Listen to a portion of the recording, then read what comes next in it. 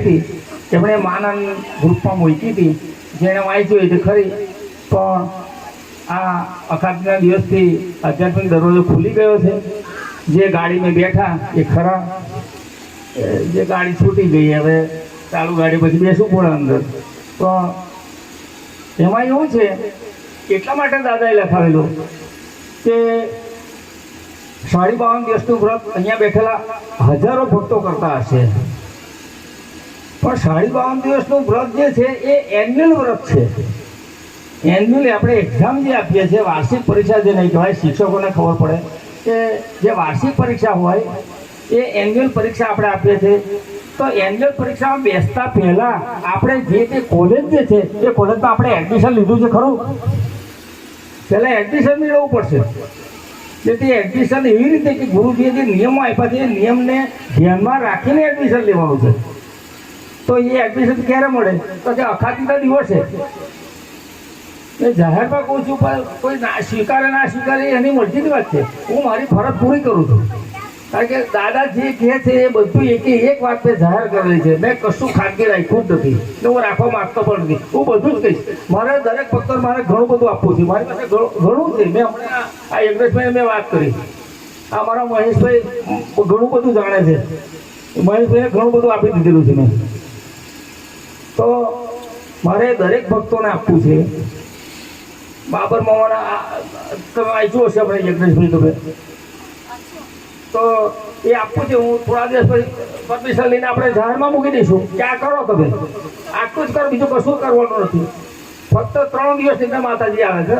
3 દિવસની અંદર આ હકીકત છે. એના નિયમ મુજબ જો તમે કરશો તો મહાકાળીમાં, બાબર મામા અને માન ગુરુ 3 દિવસમાં તમારી સામે આવીને ઊભા થઈ જાય. એ હકીકત છે. ગઈકાલનો પ્રસંગ ભાઈ આગળ હતા, અમારે થોડી ઘણી ચર્ચા થઈ. તો પાવાગઢ ઘેર આમંત્રણ આપવા હું ગયો કે પાવનીમાં જવારમાં મારા ઘેર આવજો માતાજી, પણ તમે આગલે દિવસે આવી જજો. તો એક આ વીજળીનો પવનનો એક ગોળો છે, એ ગોળા વેગે આવે છે. માતાજી જે આવે છે એ એક પ્રકાશમય આવે છે ને એ આવે ત્યારે એ સુગંધ થઈ જાય છે. એ ઘણા ભક્તોને અનુભવ હશે. પહેલી નિશાની છે માતાજી આવવાની કુમકુમ છૂંદણાના દર્શન થાય એટલે તમે એવું માનજો કે માતાજી પધાર્યા છે. પણ એવા સમયે બોલશો ના, કોઈને કહેશો ના તમે કે આ કુમકુમ છૂંદણાના દર્શન મને થયા. નહીં બોલવાનું.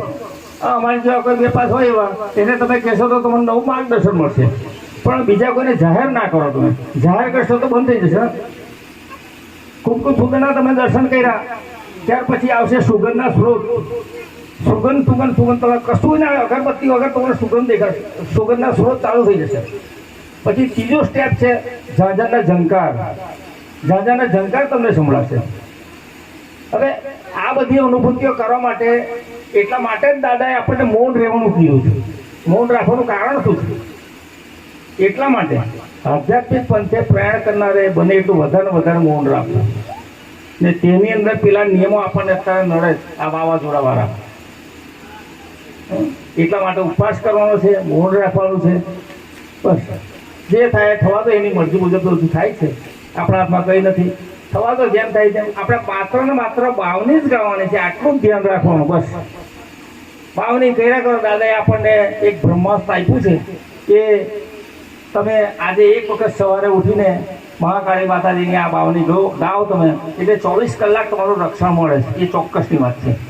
ખાલી એક વખત ગઈ કરો ને તમારા કાર્યની અપેક્ષા રાખતા હોય તો રોજ પ્રભાતે બાવની ગાઓ.